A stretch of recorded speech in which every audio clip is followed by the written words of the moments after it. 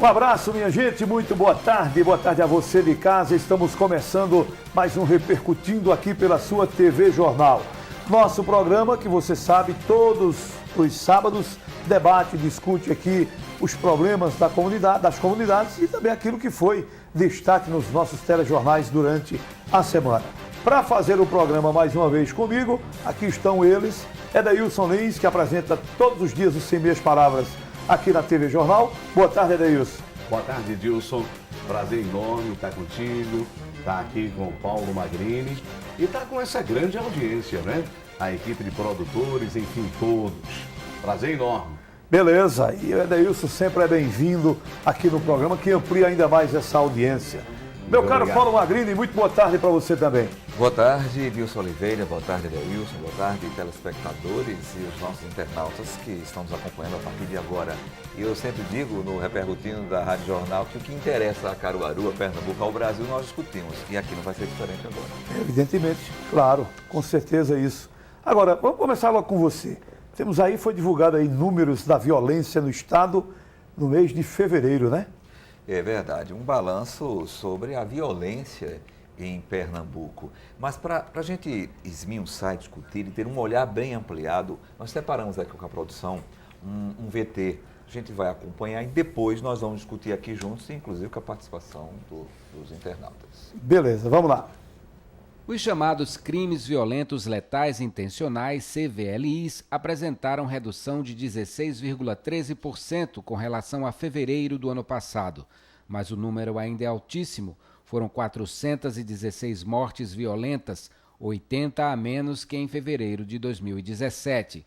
Já os latrocínios, roubos seguidos de morte, segundo a SDS, tiveram queda de 27 para 13 ocorrências, uma redução de 51,85% se compararmos fevereiro deste ano com o mesmo mês do ano passado. Os casos de estupro permaneceram praticamente inalterados, foram 173 este ano contra 176 em fevereiro do ano passado. As mais frequentes motivações para os homicídios, segundo a SDS, continuam sendo o tráfico de drogas e o acerto de contas entre grupos rivais. A gente lamenta, a gente registra e no final a história que se tem é essa. Tráfico de drogas, acerto de contas de gangues, de grupos que estão se degladiando. Infelizmente, parece que esse filme não muda nada. Os números caem ou sobem, mas o motivo é sempre o mesmo, né?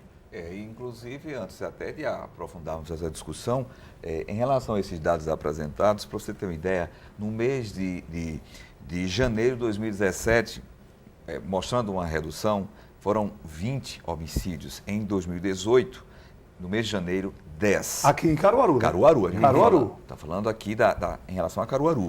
Em fevereiro, 21. E fevereiro deste ano, fevereiro do ano passado, 21, fevereiro de 2018, 19. Isto até se a gente for fazer um comparativo com o que foi apresentado, se por um lado há uma redução, há um complicativo em áreas específicas, principalmente nessa que o Dilson Oliveira levantou, que é a questão do tráfico de drogas, que até discutindo e até em programas nós já conversamos com as autoridades, sempre conversamos, nós batemos em cima disso, mas por que, até o Dilson Oliveira em um dos programas do Repercutindo levantou com uma das autoridades, porque todas as vezes que esses números apresentam estão sempre relacionados ao tráfico de drogas? Esse é um dos questionamentos, mas principalmente a questão dos crimes contra o patrimônio de Pernambuco, né? Exatamente. Essa é a colocação que nós queremos fazer. Dilson, Magrini, a violência não é só crime de morte, não. Claro. Isso aqui é uma vertente. Esse é o que chama mais atenção. Chama, que é o crime contra a vida. Contra a vida, não exato. É verdade? Agora, a violência é um conjunto, não é? Por exemplo, uma coisa, arrombamento de residência. Tem muito. Olhe, o segmento está tão forte que em Recife, na empresa Jornal do Comércio, Geraldo Freire abriu um link somente para isso. Pela manhã, a crônica policial da capital pernambucana dá, inclusive com os dados do interior do estado. Eles conseguiram, junto à Secretaria de Defesa Social, que não gosta de abrir, não é? Abrir espaço para estar mostrando a violência dentro do estado de Pernambuco, e é uma coisa absurda. A violência contra a mulher, a violência contra a criança, a violência é um conjunto. Isso aqui, crime de morte, é uma vertente. E o principal elemento motivador é, na realidade, o tráfico, né? E tem um detalhe interessante também, né? Que no caso do crime contra a vida, não tem como a polícia esconder. Né? Porque a repercussão é muito grande. Agora, por exemplo, no arrombamento de residência... Como maquiar, né? Exato.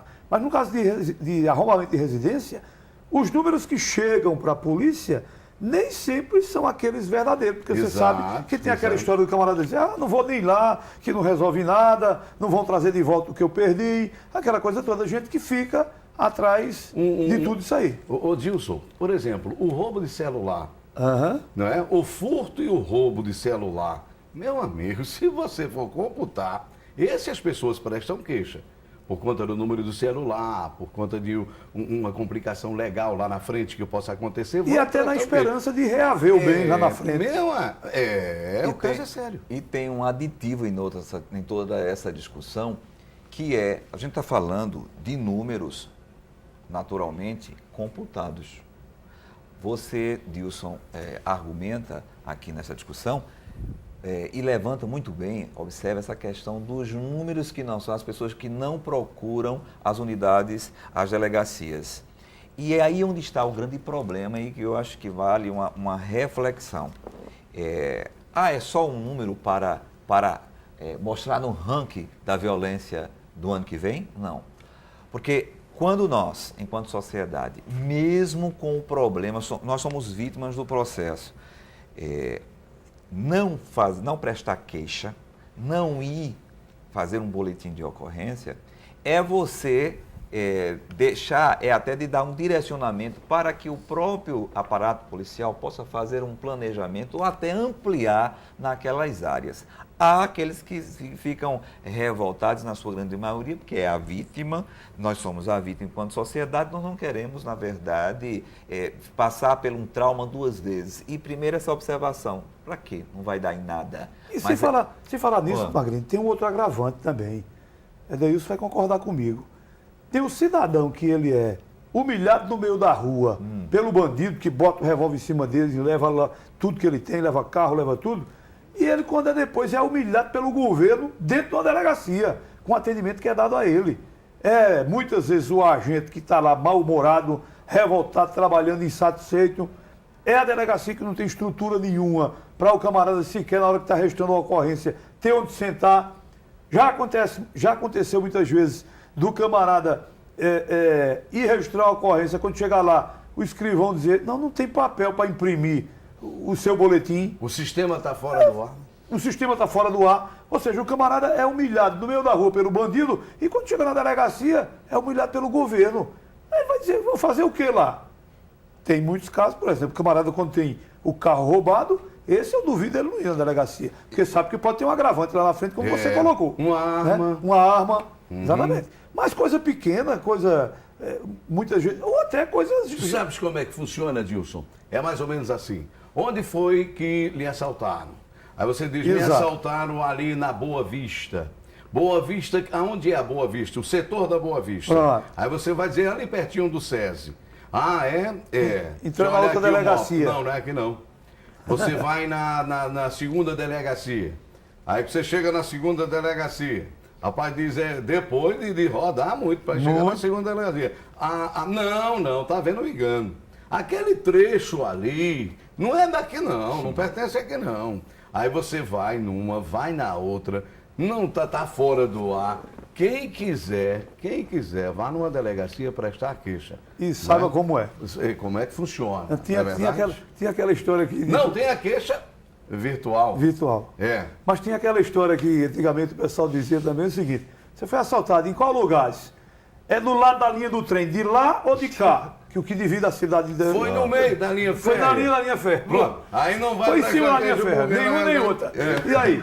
E aí? Para rir, mas a gente está rindo, dessa situação constrangedora. Pois é, que o cidadão passa. Que o cidadão passa. O cidadão passa. E o que me chama a atenção Todas as vezes em que você coloca, quando o Estado coloca esses números e vai colocando o ranking dos desequilíbrios na violência, por exemplo, que acontece no Estado, quando se pergunta e conversa-se com a autoridade, acho que você já está cansado de ouvir, e você também, e o telespectador também. Nós estamos fazendo investimentos como nunca fizemos na história desse Estado. Verdade. Isso é aqui, isso não é uma prerrogativa estou falando de Pernambuco especificamente.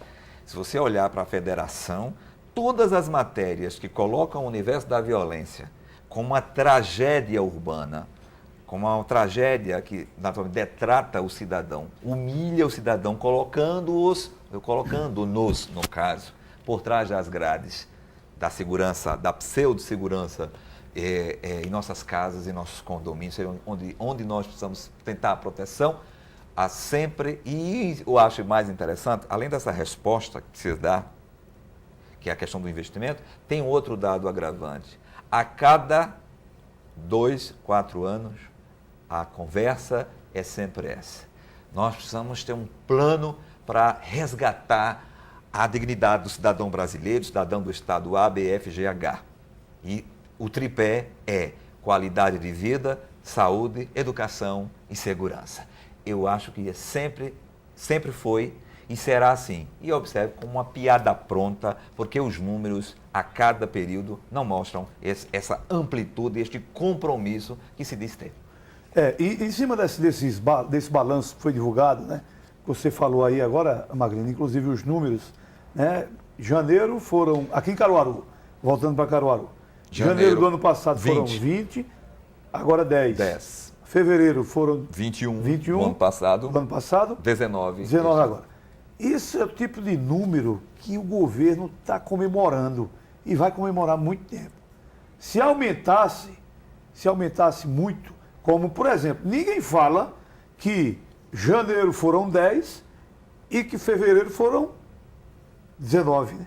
Uhum. Eles, é isso. Janeiro, 9 a mais. 9 a mais. Em relação ao mês passado. Mas ninguém fala que teve esses 9 a mais em relação a janeiro. Eles preferem se pegar ao do mês, 21 do mesmo mês do ano passado. O comparativo é de ano a ano. E sem falar que fevereiro é um mês mais curto. Só tem 28 dias, né? Que é outro agravante também. Então, para o governo, esse tipo de número que a gente está vendo aí é o que está sendo a felicidade dele. E vão propagar isso nos 4 cantos. Agora, março já vai caminhando para o final também. Eu não sei nem como é que está agora. Já tem quantos, Adeus? Na faixa de 13, né? Porque tem uns aí para confirmar se foi, se não foi. Tem aquelas histórias, né? Se foi asfixia, se houve, se não houve. Aí tem um tal de um laudo. O laudo demora a chegar. Não é brincadeira esse laudo. Muitas vezes, quando chega, cai até no esquecimento de quem vive acompanhando no dia a dia. Aliás, essa semana, inclusive, foi marcada por 2 fatos que chamaram a atenção, né, Deus? O caso da mulher que foi assassinada e a prisão do assassino logo depois, e depois a prisão também de um outro homicida perigoso aqui da cidade, né? Foi o Ratinho. O Ratinho era acusado de 3 homicídios aqui em Caruaru, não é? Ele não foi preso pela morte do Paulinho. O Paulinho é um funcionário público, né? Do município, que foi assassinado aqui em Caruaru, ali no São Francisco, pertinho da rua Capitão Dandinho. Então, o Ratinho era acusado de mais 2 homicídios. Um ali pertinho da Avenida México e um outro no São Francisco mesmo, né? O rapaz foi inclusive socorrido para a capital pernambucana. E a história sempre se conta, não é? Que seria o quê? Droga. Agora, no caso no caso do funcionário público, não é? Da prefeitura aqui de Caruaru, que foi assassinado, conhecido até como Juca, o apelido dele ali na região conhecido como Juca, a informação é que Juca teria participado de um homicídio no qual foi vítima um parente do Ratinho.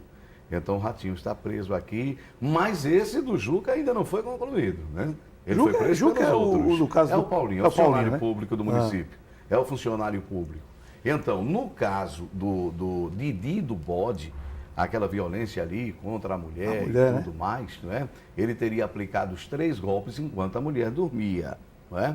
A mulher estava dormindo, a informação que nós temos. Ele mesmo disse à polícia que começou a beber cedo da manhã. Ele bebeu o dia inteiro. Entrou pela noite bebendo e os companheiros de copo dizendo que a mulher estava botando cornos nele. E ele botou aquele na cabeça, bebida, cachaça, com o quê? Com remédio controlado. Pensa numa receita. Remédio equivocada. controlado. Pensa Uma numa receita explosiva. Explosiva, né? e trágica, e destruiu todo um conjunto de vida. Em A meio família inteira, né? Em meio a tudo isso, ele foi para a Serra Velha, onde ele foi preso, e houve uma onda de boataria de que ele teria cometido um suicídio lá. Né? As redes sociais, cometeu suicídio e tudo mais. A polícia foi lá, procurou e não achou o corpo. Claro, ele não tinha cometido suicídio através de enforcamento. Agora, estão dizendo que ele fez isso aqui, que era para a polícia deixar para lá, não ir mais atrás dele. Ah, não, ele já morreu. Inocência é? Deus. Não sei. Não é? Maldade. Maldade, sim. Maldade.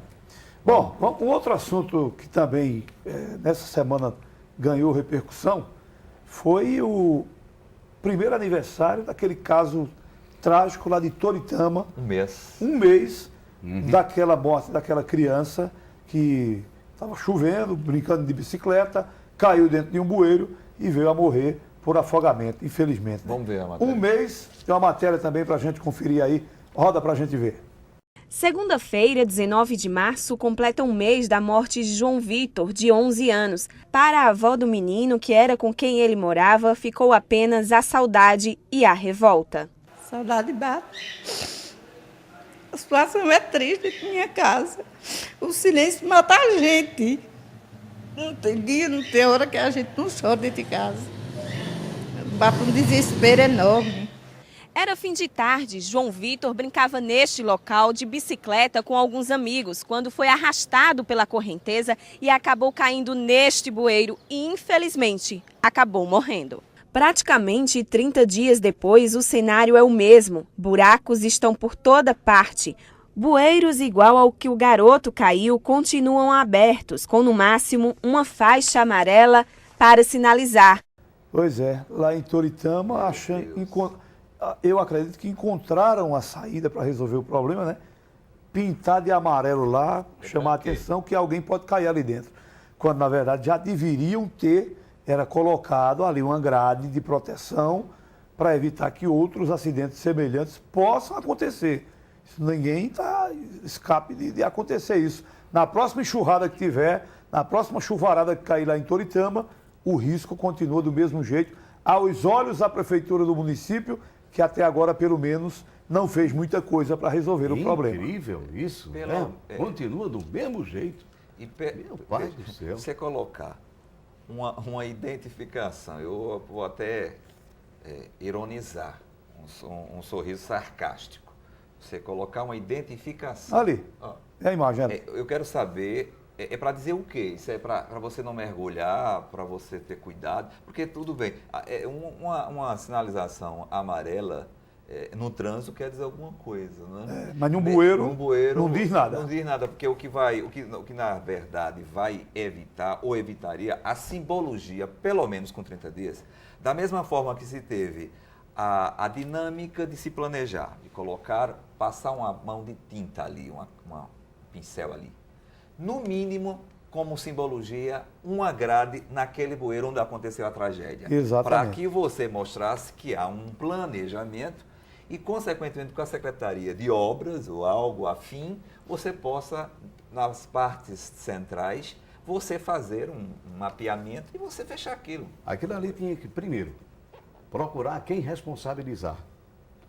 O município, o Estado, responsabilizar quem? Mas o próprio município, na época, disse que foi uma fatalidade. Fatalidade então, nada, foi responsabilidade de alguém. Se o município está dizendo que foi isso, não é? O município é o responsável. Então tem que se entrar contra o município, tem que se procurar o Ministério Público, tem que se procurar os direitos, tem que fazer um protesto, tem que fazer como no filme que concorreu até o Oscar, né? 3 anúncios para um crime. Mulher botou 3 outdoor. E foi uma confusão que eu vou dizer. Até o Oscar disputou. Agora, não duvide nada, que quando começar a procurar responsabilizar quem de direito, vão dizer, não, esse bueiro aqui não é um bueiro municipal.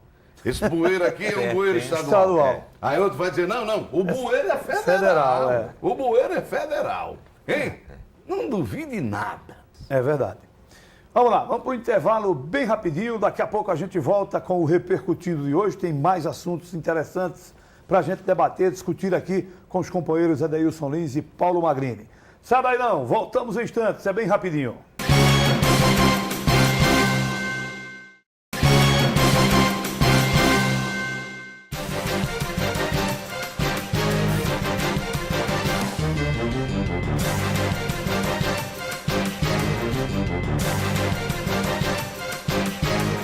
Estamos de volta com o Repercutindo deste sábado aqui pela sua TV Jornal. Hoje o programa aqui comigo, com o Edeilson Lins e o Paulo Magrini.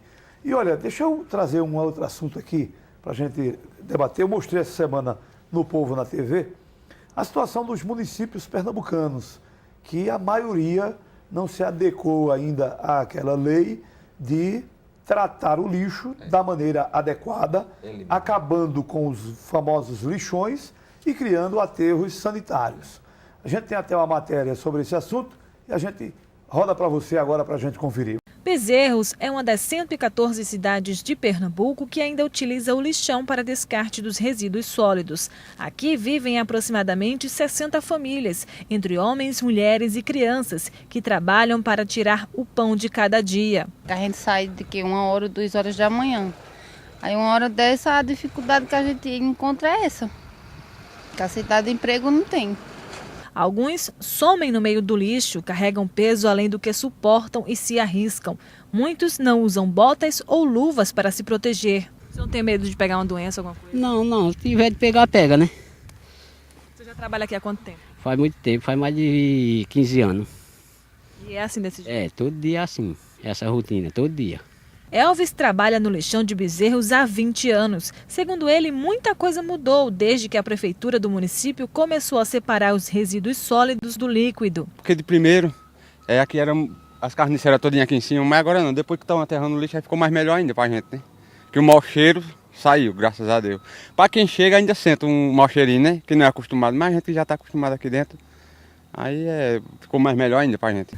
A lei federal determinava que todas as cidades do país deveriam construir aterros sanitários até agosto de 2014. De lá para cá, o Tribunal de Contas do Estado, TCE, constatou que 62% dos municípios pernambucanos não cumprem a exigência da lei. Em todo o estado, apenas 51 cidades tratam lixo de forma adequada em aterros sanitários. Entre elas estão a capital pernambucana, o Recife, Toritama, Caruaru e Petrolina. 19 usam aterros controlados, sem atender às exigências legais. Aí, 114 municípios dos 184 ainda não se adequaram a essa realidade que deveria já estar presente na nossa vida. E o que me chama a atenção ali na matéria é você ver o cidadão que, evidentemente, que não tem de onde tirar o sustento da família, e aí para ele acha que ali está tudo normal. Impressionante quando a Carolina pergunta, nossa repórter pergunta, se ele não tem medo de estar trabalhando ali e contrair alguma doença. Não, se pegar, pegou. Como se fosse a coisa mais natural do mundo. E vem também a justificativa do município. Eu me lembro que veio uma nota no dia que eu mostrei a matéria aqui no programa, de que diz que o município está dando assistência de saúde a essas famílias. 60 famílias lá em Bezerros que moram ou sobrevivem à base do lixão que existe na cidade. Isso é um absurdo, viu, amigos? O agravante de toda a situação é que não se resolve dois problemas. Não se resolve o problema do lixo, que é um problema de saúde pública coletivo. Exatamente. Você tem um problema de contaminação dos lençóis freáticos. Exato. Você tem a exposição e a questão de roedor, de uma infinidade de problemas de saúde pública. E quando os municípios, as gestões, quando eu falo município, estou falando de gestão, porque o município é a área territorial. As gestões não resolvem esse problema. É o descaso com a saúde pública. Se mantém esse problema. Agora, eu já vi, me aprofundando aí nessa questão, você já falou do meio ambiente, já falou de tudo. Agora, Magrini e Dilson, eu já vi um projeto, já li a minuta de um projeto que privatizava o lixo. É uma privatização do lixo. Então, aqui em Toritama, nós temos exemplo. Pronto. Toritama privatizou. E o interessante é que o lixo de lá está sendo trazido para a Vila do Rafael. Os moradores do Rafael esperaram um tempão. A fábrica de caminhão, aí chegou um lixão agora. Um aterro sanitário. A privatização do lixo, a firma que privatizar, que ganhar, não é, a licitação, ela receberia do município pelo peso acolhido do lixo. Exato. Então ela é quem ia fazer célula, ela é quem ia fazer aterro sanitário, ela é quem ia cuidar do chorume, ela é quem ia cuidar do meio ambiente, não é? Tem os direitos, tem os deveres. E isso aí é uma ideia muito boa. Agora, eu não sei por que não foi para frente. No caso de Bezerros, a mesma nota que veio aqui para o programa, veio dizendo que já teve também, já existem empresas que estão exatamente, empresas que estão interessadas em explorar isso aí no município. Estão definindo ainda. Agora, está em estudo. Agora, esse estudo, viu, Macrini e Dilson, ele vai ter que concluir o primeiro grau, segundo grau. Ele tem que fazer PhD para poder sair o povo morrendo e o meio ambiente e o descaso com a saúde pública. Vizinho de Bezerros tem Sairé. Sairé é uma referência, nesse caso, pelo menos até então, no tratamento do lixo, porque tem um problema aí.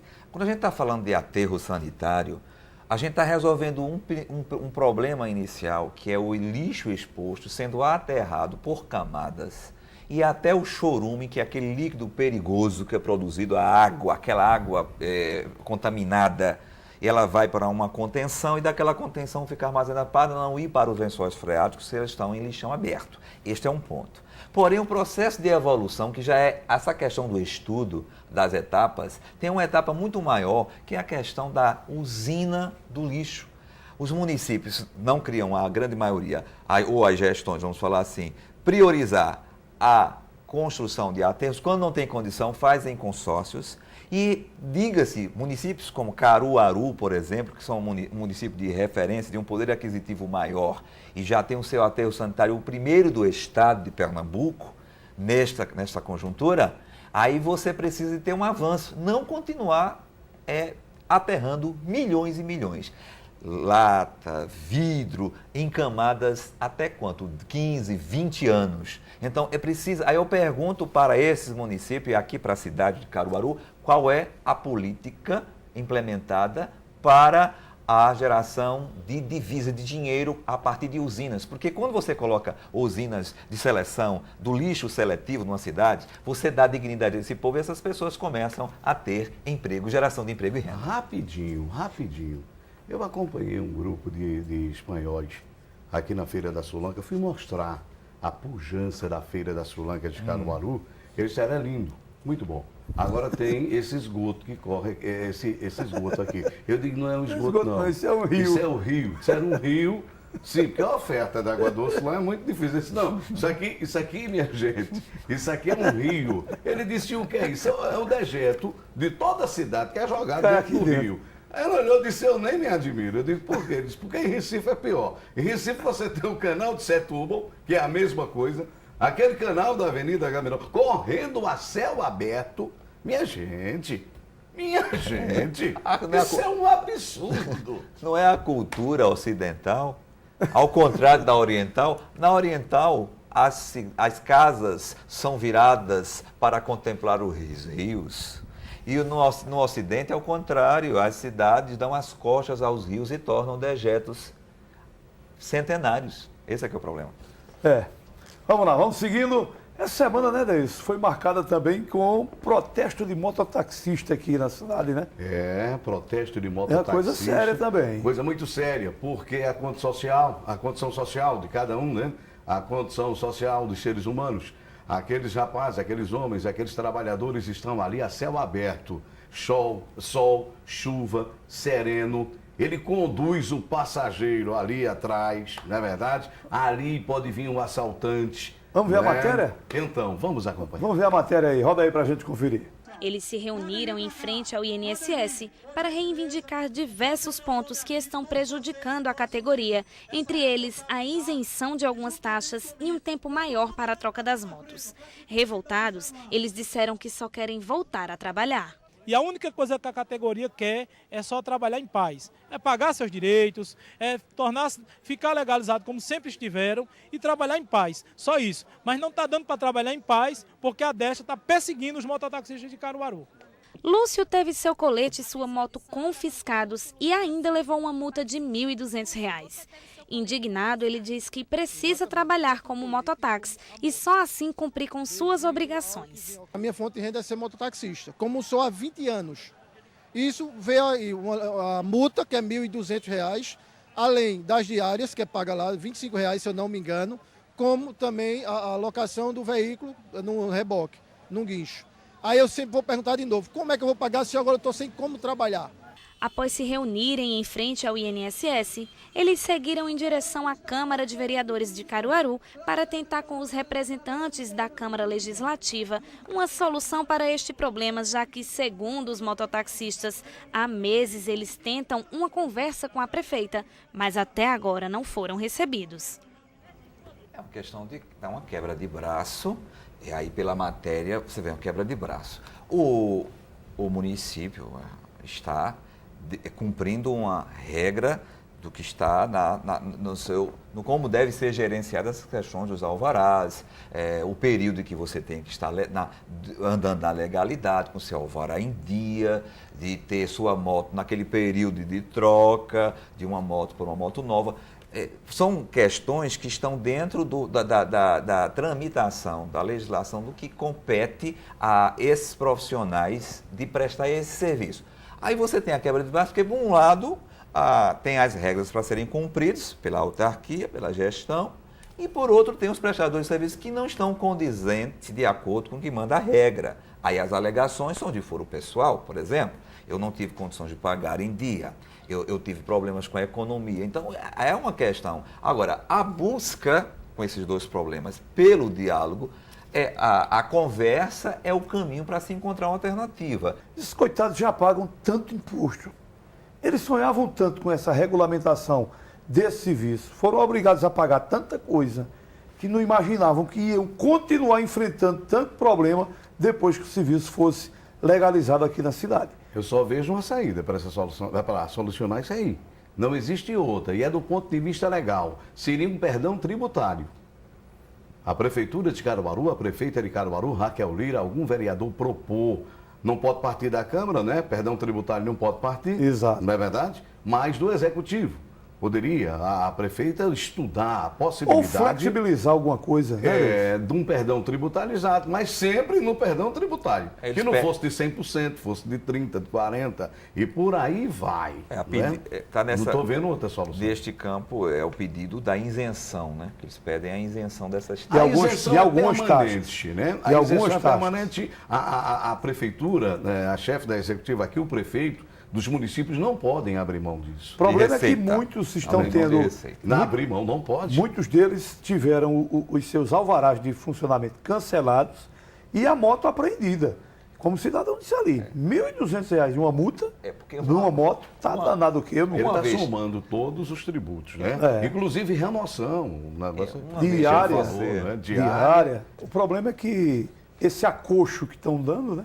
Isso aí termina servindo como um estímulo à clandestinidade, quando o próprio órgão de fiscalização não tem tanta estrutura para fiscalizar, que é o que eles reclamam sempre, de que a Destra não consegue fiscalizar os clandestinos.